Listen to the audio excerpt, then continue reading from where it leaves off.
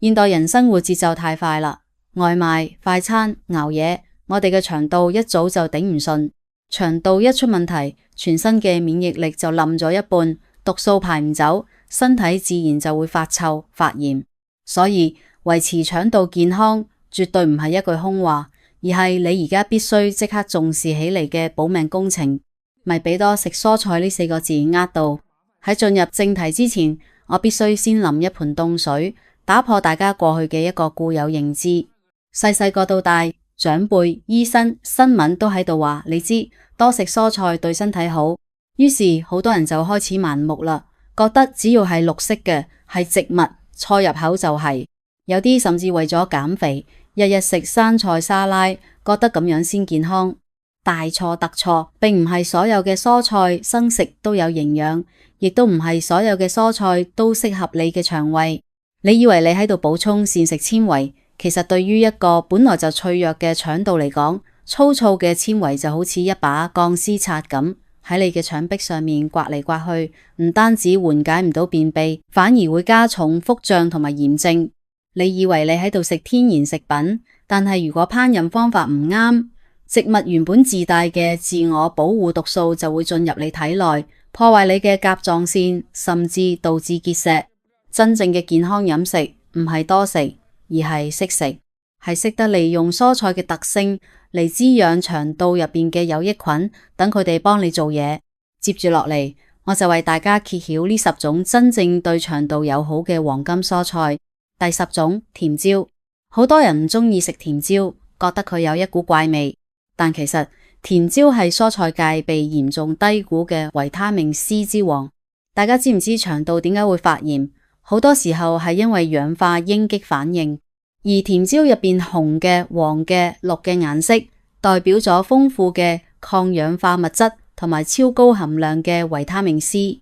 呢啲成分就好似係腸道入邊嘅滅火筒咁，能有效減少腸道炎症，保護嗰層嬌嫩嘅腸道黏膜。更犀利嘅係，甜椒入邊含有一種天然嘅植物化合物，佢能專門餵養腸道入邊嘅有益菌。你有益菌食飽咗，先至有力氣去打敗有害菌。甜椒嘅維他命 C 好怕熱，所以我建議大家盡量生食，或者切成絲拌喺沙拉入邊。如果你實在唔中意生食，咁就大火快炒，喺鑊入邊嘅時間唔好超過1分鐘，保持佢鮮艷嘅顏色同埋脆嫩嘅口感，咁樣營養流失最少。第9種，南瓜。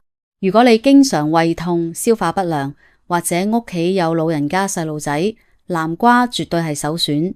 南瓜口感軟糯，佢含有一種特殊嘅果膠，呢種果膠進入腸道之後，會形成一層保護膜，吸附細菌同埋有毒物質，好似繃帶咁保護胃腸道黏膜，減少粗糙食物對佢嘅刺激。而且南瓜富含貝塔、胡蘿蔔素，抗炎效果一流。對於腸胃弱嘅人，蒸嚟食、煮粥食係最好㗎。早餐切一塊老南瓜，蒸大約15分鐘，軟軟糯糯，食落肚暖粒粒，既養腸又養胃。第8種，薯仔。好多人驚肥，唔敢食薯仔，其實薯仔被冤枉啦。薯仔本身脂肪含量極低，關鍵係睇你點食。呢度我要教大家一個核心知識點，煮熟之後放涼嘅薯仔會產生一種叫抗性澱粉嘅嘢。呢一個抗性澱粉非常神奇，佢經過小腸嗰陣唔會被消化吸收，等佢去到大腸就變咗益生菌嘅頂級口糧。益生菌分解抗性澱粉之後會產生丁酸，呢個先至係腸道細胞最中意嘅能量來源。唔好再炸薯條啦，將薯仔蒸熟或者煮熟，放涼咗之後整成薯蓉沙拉，或者再次加熱食。咁樣食既能增加糞便體積幫你排便，又能夠養護菌群。第7種，菠菜。經常便秘嘅人，菠菜就係你嘅救星。菠菜有高達91%嘅水分，剩翻嘅全部係高質量嘅膳食纖維。呢種纖維質地好細膩，唔似芹菜咁粗糙。佢進入腸道之後，能夠迅速吸水膨脹，將乾硬嘅糞便軟化，令到排便變到好似順滑梯咁順暢。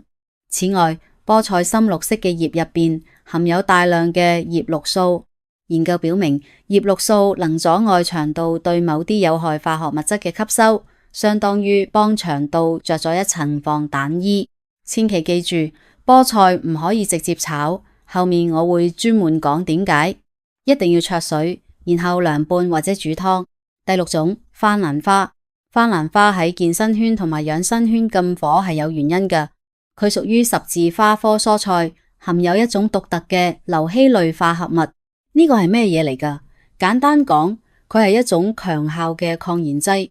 好多人嘅腸道問題其實係慢性嘅微小炎症引起嘅，番蘭花就能幫你喺源頭將把火熄咗佢，而且佢入邊嘅多酚類物質能夠增強腸道屏障，防止細菌越獄走到血液入邊去。最好嘅方法係隔水蒸，水煮容易令到水溶性維他命流失，油炒容易吸太多油。蒸5分鐘左右，顏色翠綠，口感脆嫩，營養保留得最完美。第五種，椰菜。如果你經常胃潰瘍、十二指腸潰瘍，多食椰菜。椰菜入面含有一種神奇嘅成分，以前被稱為維他命 U， 佢具有加速潰瘍癒合嘅作用。同時，椰菜亦都係膳食纖維大戶，能好似刷咁刷洗腸道壁，帶走垃圾。點食最有效？手撕椰菜係一道好菜，但係唔好放太多辣椒同埋油。椰菜切細絲涼拌或者整成泡菜都係非常棒嘅選擇。第四種，大蒜。雖然食完大蒜口氣唔好，但係為咗腸道，忍一忍啦。大蒜入邊嘅大蒜素具有強大嘅廣譜抗菌作用，佢能夠幫我哋殺死腸道入邊嘅致病菌，譬如沙門氏菌、大腸桿菌等。但係神奇嘅係，佢對我哋體內嘅有益菌影響卻比較細。同時，大蒜仲含有益生元纖維，能夠滋養好菌。大蒜有一個秘密，必須搗碎，並且喺空氣入邊放置10到15分鐘，因為大蒜素只有喺接觸空氣氧化之後先至能夠生成。如果成瓣吞或者啱啱切開就落鑊，效果大打折扣。經辣嘅可以整成糖醋蒜，每日食2瓣。第三種，洋蔥。洋蔥同大蒜係親戚，但係洋蔥有一個絕招，富含穀粉。穀粉係一種水溶性膳食纖維，亦都係最優質嘅益生元之一。人體消化唔到佢，但係佢去到大腸嗰度嘅雙歧桿菌等有益菌，見到佢就好似見到滿漢全席咁，瘋狂繁殖。腸道菌群平衡咗，你嘅免疫力自然就上嚟。紫皮洋蔥嘅抗氧化成分比白皮嘅高，涼拌洋蔥絲效果最好。驚辣嘅話，可以用鮮水沖洗一下。如果炒菜，稍微斷身即可，唔好炒到爛晒。第二種，胡蘿蔔。胡蘿蔔最出名嘅就係 β 胡蘿蔔素，呢樣嘢進入人體會轉化為維他命 A。大家可能知道維他命 A 對眼睛好，但係其實維他命 A 係修復人體上皮細胞不可或缺嘅營養素。